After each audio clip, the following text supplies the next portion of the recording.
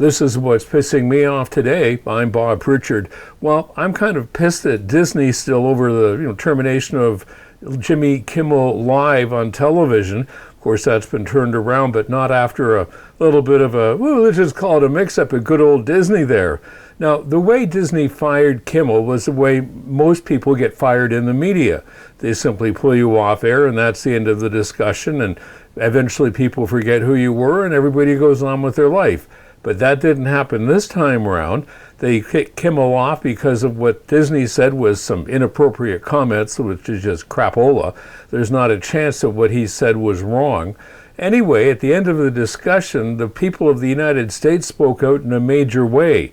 Disney lost over $4 billion in their valuation as a result of terminating Kimmel. And let's not talk about the huge number of people who crammed onto the call centers to cancel, various pay services that Disney offers, and well, that didn't sit too well with anybody either.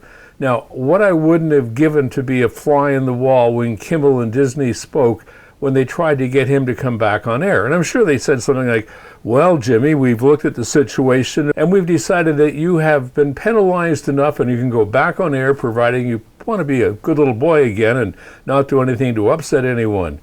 Anyway, I'm sure Kimmel came right back and said, hey, how's the $4 billion drop going? And by the way, are there any cancellations on your pay subscription services? So I would think that his discussion back to Disney would have gone something along the lines of, maybe I could get a little bit of a pay increase here. So why don't you just send me over a new contract, and instead of having like 8 spots to put in my salary, could we make that 10 spots to put my salary in?